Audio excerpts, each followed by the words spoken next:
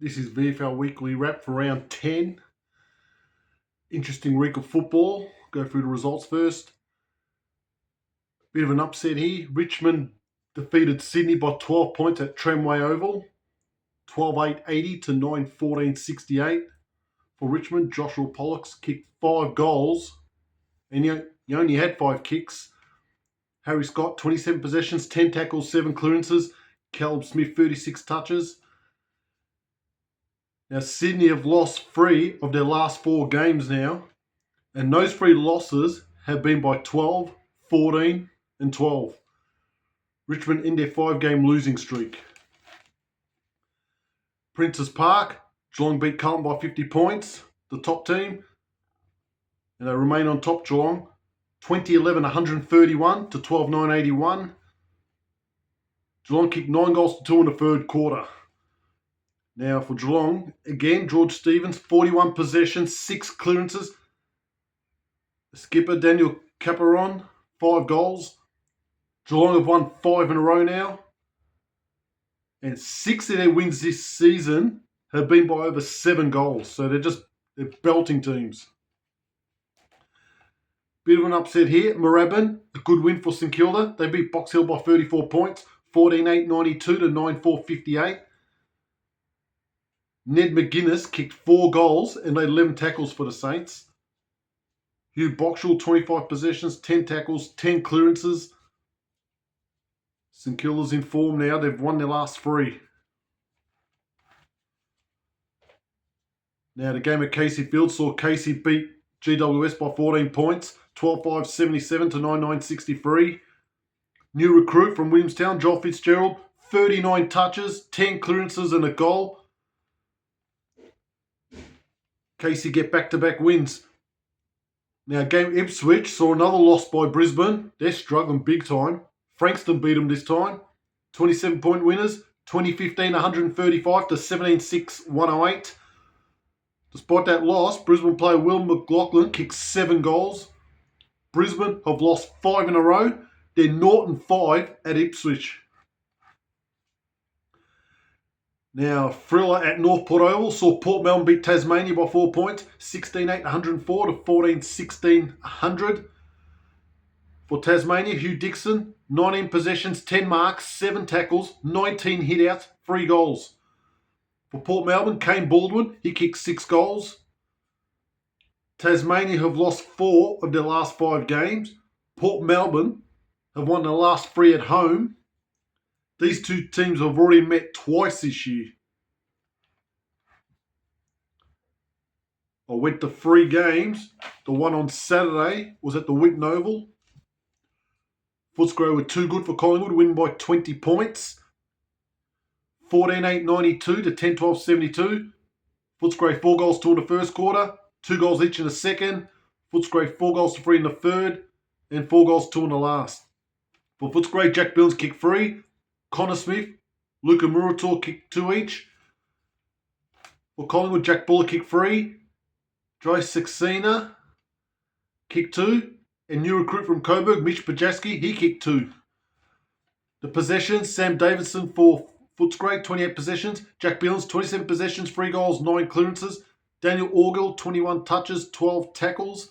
For Collingwood, Jacob Ryan and Josh Brown both had 32 possessions. Also, Lachlan Sullivan had 32 possessions. He laid 12 tackles as well. It was just a tight tussle.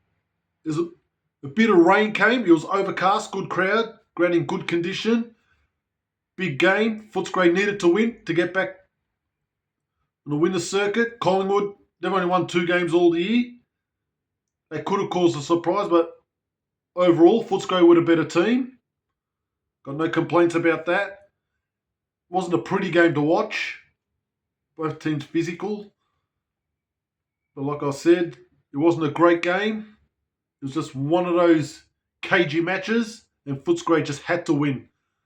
Collingwood have now lost 5 in a row. They're not making finals. They've only won 2 games.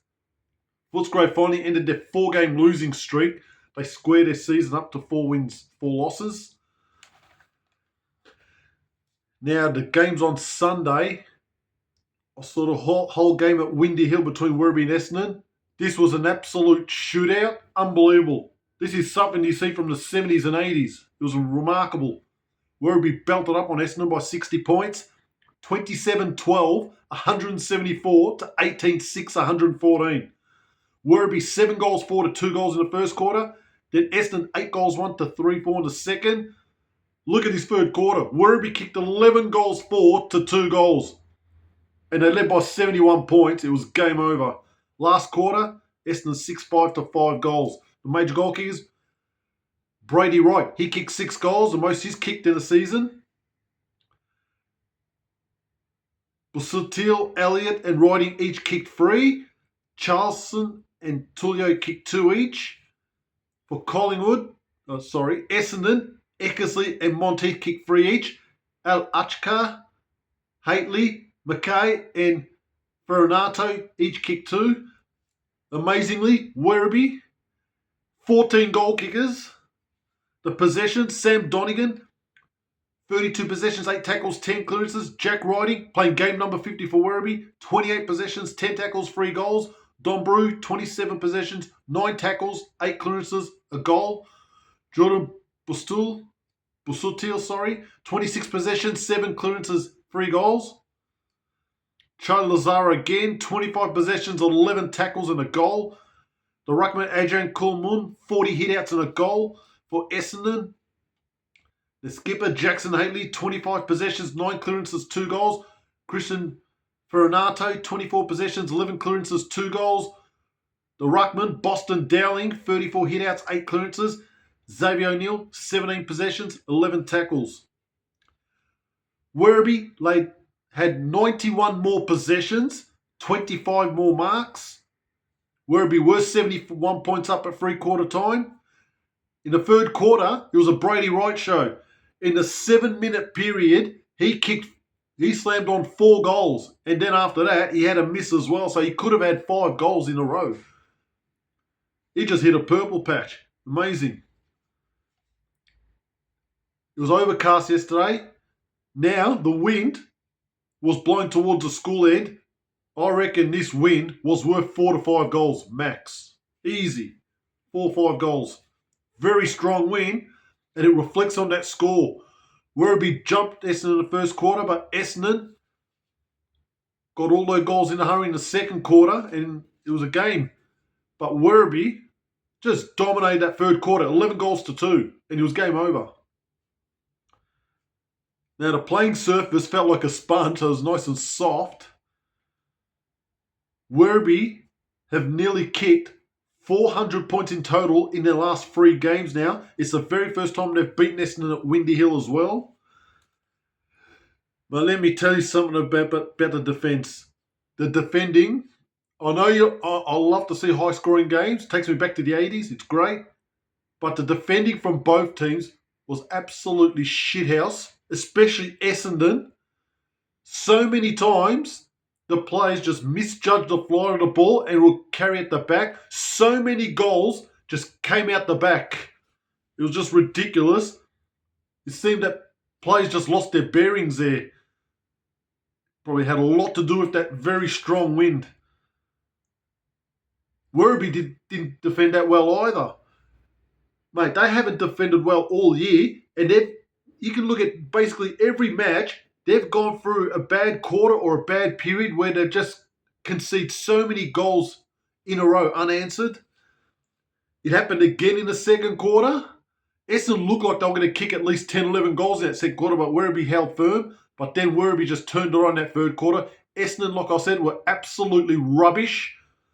You cannot cop 27 goals and expect to win a game at home. But having said that, both teams went for it. I was a bit surprised how attacking Werribee's intent was. They just went for it. Good crowd there. Overcast conditions. The ground was soft. It was an entertaining game of football. But I probably won't see a game like that again. Essendon looked shot after that game. Werribee are flying now. They're in the top 4 with that win. Good win for Werribee. And then after that game, I drove to Coburg City Oval. and I got there just in time for the last quarter. Now, this was a thriller. Coburg beat Williamstown by 18 points at Coburg City Oval, 12-19-91 to 10-13-73. Coburg led at half-time, 6 goals 12 to 2 goals 6. 2 goals 6, so even at three-quarter time when I came in, Coburg was still 20 points up. Low-scoring game.